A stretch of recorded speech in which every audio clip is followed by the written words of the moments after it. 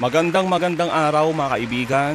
Nako mga kaibigan mainit itong pag-uusapan natin. President Marcos ES, sinagot ang patutsada ng mga alipores ni Duterte.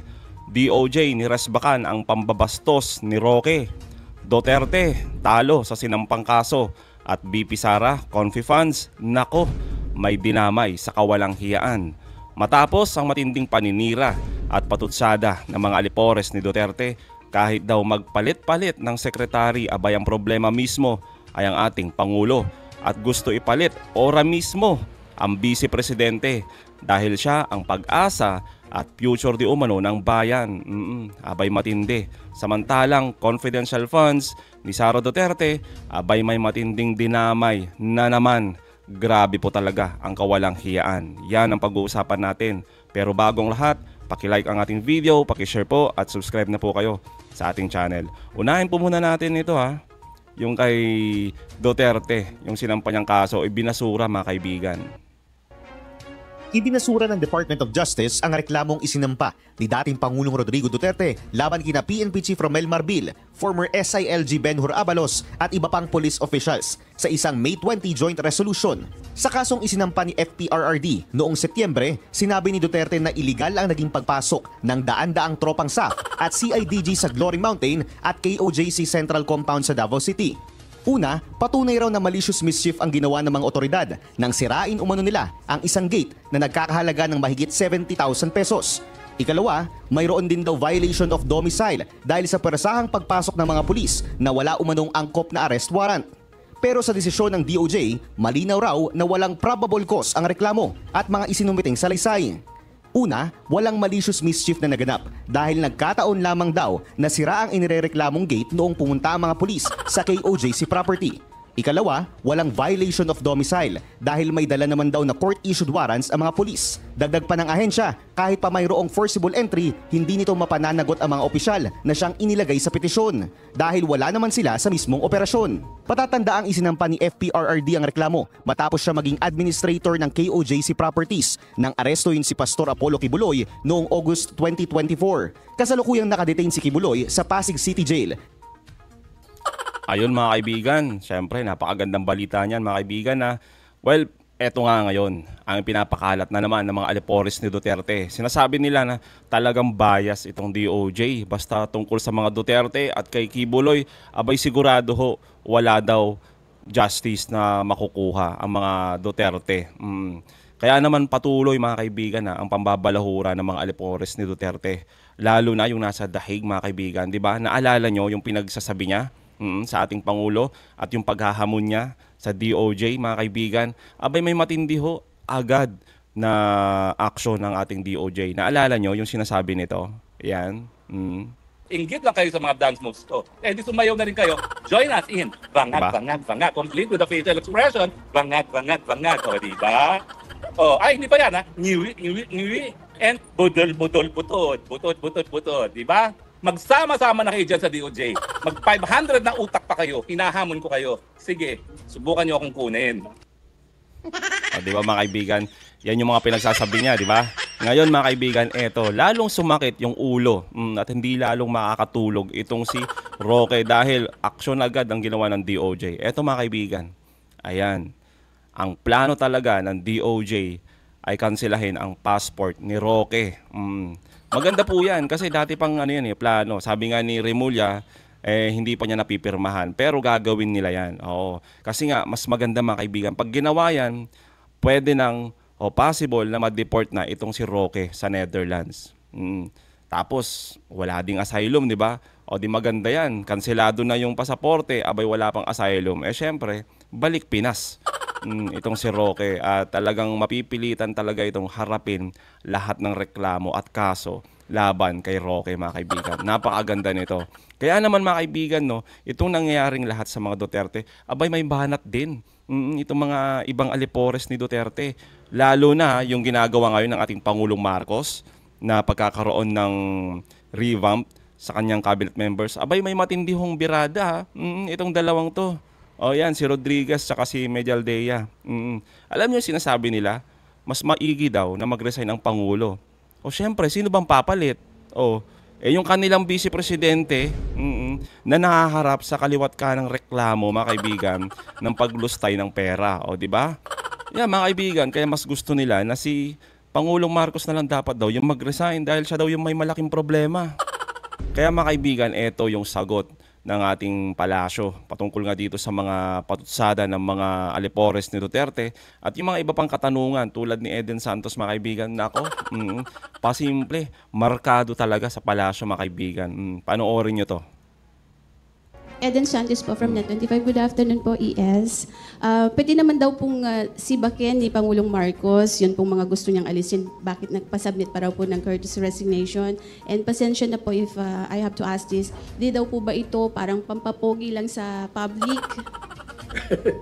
Ay, alam nyo, mahirap naman na sabihin nyo kung ano ang dapat, hindi na kailangan na mag-courtesy resignation. Ilagay ninyo ang sarili ninyo sa aming pwesto. Kung tamaan mo yung isang tao, ano ang lalabas na mukha mo?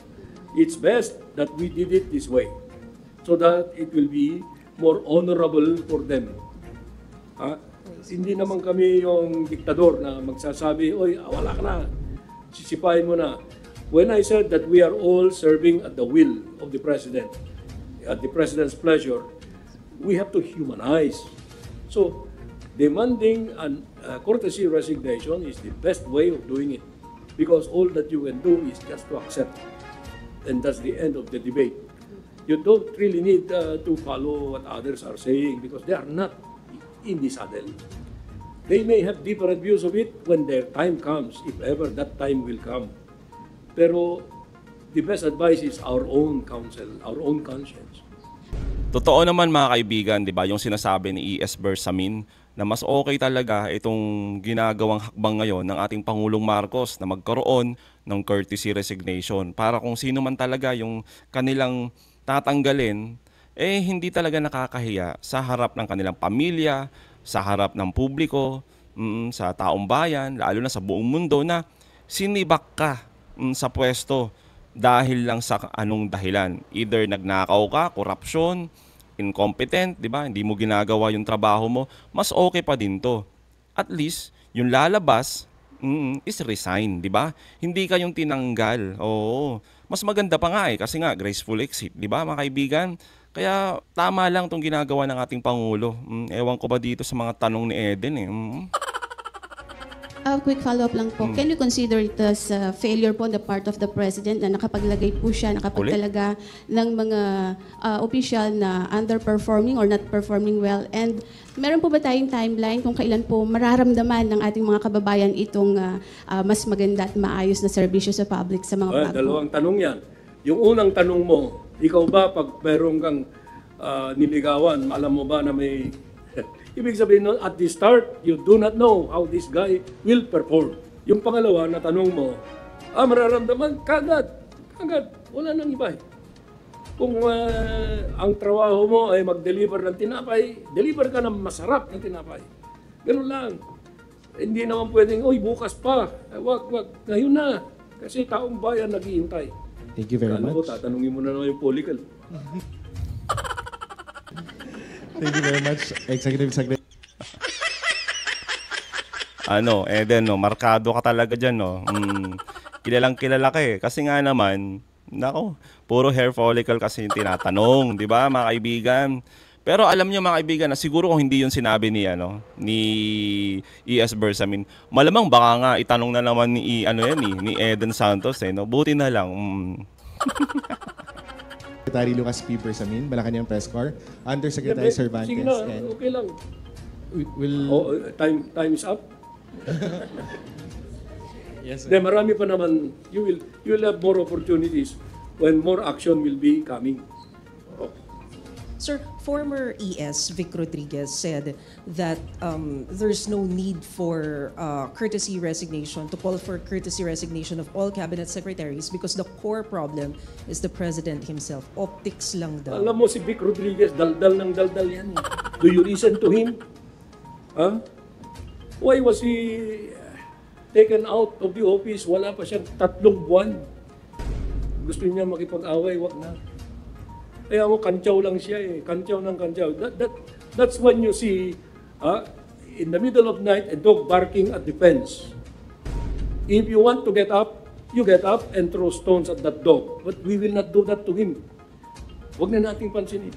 Salamat, ES. Next question, Tristan. Tama naman mga kaibigan, kaysa naman sayangin ng oras, panahon, 'di ba? Yung lakas nila dito kay Vic Rodriguez wala namang ginawa to mula nung masibak to sa pwesto 'di ba? Mga kaibigan, anong ginawa nito? Puro paninira, patutsada sa ating pangulo. Sabay itinataas yung bandera ng mga Duterte. So sa tingin ninyo, yung mga ganyan na mga pinagsasabi ni Vic Rodriguez, may kabuluhan? Wala mga kaibigan. Tama lang yan, wag nang pansinin to. Kasi hanggang ngayon, hindi makamove on mga kaibigan. Sa nangyari sa kanya, mantakin nyo, isa kang ES, Executive Secretary, Little President ka na, pero 3 buwan ka lang. Abay, bakit? Kasi nga, may mga aligasyon tungkol sa'yo na corruption matindi, kaya ka tinanggal agad. Bawal ang corrupt sa administrasyon ng Pangulong Marcos. Kaya ikaw yung unang sinipak. Siguro, kaya hanggang ngayon, hindi makamove on, di ba? Kaya pilit pinapaalis si Pangulong Marcos at baka sakaling makakuha sila ng pwesto. Kasi nga, kung matanggal si Pangulong Marcos, ang papalit, abay ang bise. Ang tanong, papayag ba ang taong bayan sa ganyang plano ninyo? Nadalo, Newswatch. Hi sir, good afternoon po. Sir, based dito sa initial na results nung evaluation po, baka lang may perception yung tao walang bagong pumalit or parang new breed na dinagdag. Are we expecting the President na may mga idadagdag siya talagang wala doon sa initial na list, sir? Yes, alam mo, mahirap natin i-prejudge yung actions that will be taken. But you can be sure that the President really wants to be responsive to the popular clamor for performance, for change. Alam nyo, one time, recently lang, sinabi niya na we seem not to be delivering to the common tao because they are the greater number of our people. So what must we do? We must have action men. So you can be sure that that is the direction that this, I'm not calling this a purge, it's a cleansing. Dahil gusto ni Presidente talaga, mahal niya ang taong bayan If you listen to him very carefully, his language were not measured, they were spontaneous tungkol sa sentiment niya na it's time to serve again, to show the people that we are serving them. Yun. Standard. Just a follow-up na lang po. Yung action man, sir, ibig sabihin may mga bagong papasok na wala doon sa original list ng... Hindi naman. Maaring meron. I cannot just say that now because until the President has decided, no one can second-guess what the President really has in his heart. Okay? Now, you know that the President, based on how you observed him, is a sincere individual. He has been very frank. Wala siyang tinatago walang disguise. So, when the time comes for each of the individuals, 52 na ang nag-submit, we do not know how this 52 will fare. Meron na tayong 5 na na-retain and 2 na pagbabakasyonin. Literally. Yun nga mga kaibigan, may 2 na may permanent vacation. Tapos may 5 pa na possible na tanggalin. Siguro naman yung isa dyan, baka pwede itong si Soljan Guevara, di ba? Tanggalin na kasi pansin naman natin yung loyalty nito nasa nasa Duterte, di ba? Lalo na yung regarding sa impeachment. Nako, may mga magic na ginagawa din speaking of impeachment mga kaibigan ni Sara Duterte, abay eto matindi mga kaibigan, huling-huli. Michelle Jokno, ang ating isa sa malakas na attorney, prosecutor pagdating sa impeachment trial. Abay mantakin nyo mga kaibigan bumulaga sa kanila ang iba pang listahan sa confidential funds at idinamay pa nga si Marian Rivera. Grabe talaga yung kawalang hiyaan mga kaibigan. Pati nananahimik na artista ay idinamay sa mga kabulastugan na to. Kanino bang confidential funds to? Edi kay BP Sara, di ba? Tapos baka sa susunod na araw o makalawa, pangalan na ni Pangulong Marcos yun nandyan. O kaya naman, ang matindi, pati pangalan ni Duterte nandyan, o si Digong, o gumamit ng confi funds, yung mga alias, o, di ba? Ang matindi, ang matindi pa mga kaibigan, baka bumulaga dyan sa Senado, yung mga listahan na yan, may pangalan din sila, o, di ba? Ang saya, talagang exciting talaga tong tong impeachment trial ni BP Sara. Ang dami talagang kababalaghan, kabulastugan na pinaggagawa mga kaibigan. Wala talaga. Tapos ang matindi mga kaibigan talagang matindi yung panawagan ng mga alipores ni Duterte. Mag-resign na daw itong si President Marcos dahil nilayasan na ng kanyang mga cabinet members, which is hindi naman totoo, at ipalit agad ora mismo ang vice presidente para siya na yung humawak para ayusin daw ang Pilipinas. Kasi siya daw yung pag-asa at future ng ating bayan. Matindi talaga mga kaibigan, no? Ay nako, tulad ni Rodriguez at ni Medialdea, yung mga hirit nila regarding sa cabinet revamp, it is the leader who should resign. Ayan mga yan. Wala talaga mga kaibigan. Ay nako mga kaibigan, no? Matindi talaga yung pinaggagawa nila sa pondo ng bayan. Diba mga kaibigan, grabe na talaga yung kawalang hiya na pinaggagawa nila sa confidential funds. Kung dati may Piatos, ngayon naman may Marian Rivera, baka sa susunod nga, diba? May mga iba't ibang pangalan dyan na gugulantang na lang sa ating lahat. Tapos yung mga pinagsasabi ni Rodriguez, ni Medialdea, na dapat daw si Pangulong Marcos yung mag-resign. Kung ang ipapalit lang din naman, katulad ni Sara, wag na lang, diba? Ano masasabi nyo patungkol dito mga kaibigan? Comment down below Again mga kaibigan huwag niyong kalimutan, i-like at i-share yung mga videos. Hanggang sa muli, kita-kita ulit tayo mga kaibigan.